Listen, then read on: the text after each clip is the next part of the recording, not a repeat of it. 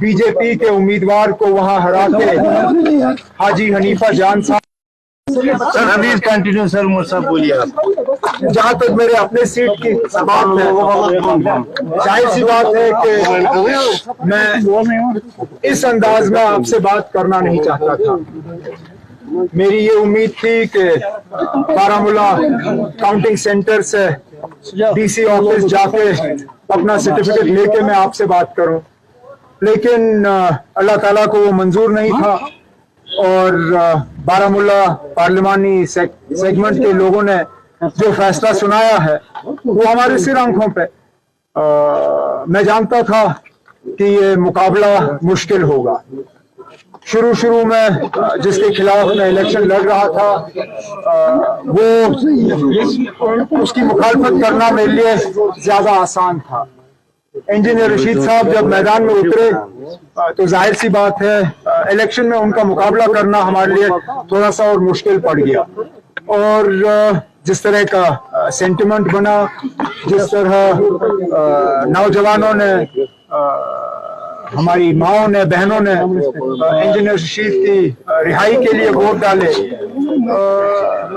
नतीजा अब आपके सामने है। चलिए, कभी कभार इलेक्शन में जो है हार जीत होती है। नतीजों की अगर हम बात करें, हम शायद इससे ज्यादा उम्मीद कर रहे थे, लेकिन एग्जिट पोल्स गलत साबित हुए। वो जम्मू कश्मीर के बारे में भी गलत साबित हुए और बाकी मुल्क के बारे में गलत साबित हुए। जिस तरह अखिलेश ने यूपी में किया, ममता दीदी ने वेस्ट बंगाल में, स्टालिन साहब ने तमिलनाडु में, शरद पवार साहब और उद्धव ठाकरे ने महाराष्ट्र में, और जिस तरह कांग्रेस ने राहुल गांधी और खड़गे साहब और प्रियंका जी ने, जिस तरह कांग्रेस की टैली जो है लगभग अब 100 पे वो टच कर रहे हैं। एग्जैक्ट फिगर्स मेरे पास अभी है नहीं।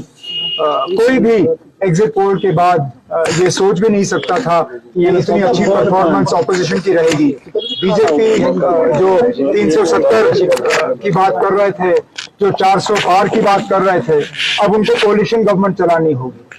अब इस वजीर आजम के लिए, जिन्होंने अपने हुकूमत को एक डिक्टेटरशिप के तौर पे चलाया है, इस वजीर आजम के लिए एक कोalition चलाना ये एक नई बात होगी। मैंने खुद कोalition चलाया है, मैं जानता हूँ कितना मुश्किल है कोalition चलाना। मैंने वाजपेयी साहब की कोalition में काम किया है। अब ये हमारे जो आज के वजीर आजम हैं मोदी साहब, ये कहाँ तक अपने स्टाइल को एडजस्ट कर पाएंगे एक कोalition के लिए, ये अब आगे वाले दिनों में हमें पता चल जाएगा। इंडिया ब्लॉक ने नीतीश कुमार को खबरें आ रही है कि डिप्टी पीएम का ऑफर किया। मैं इसके बारे में कुछ नहीं जानता हूँ। अभी तो अपने इलेक्शन से मेरा दिमाग जो है वहां से हटा नहीं। अब अगर किया है तो किया है। फिलहाल तो मुझे लगता है हमें जोड़ तोड़ की हुकूमत नहीं करनी चाहिए, हमें जोड़ तोड़ की सियासत नहीं करनी चाहिए। प्री पोल अलायंसेस जो रहे हैं, मेरा अपना मानना है कि प्रेसिडेंट राष्ट्रपति साहिबा को प्री पोल अलायंस के तौर पे जो है अपना फैसला करना चाहिए और जो लोगों का फैसला है वो हमें तस्लीम करना चाहिए।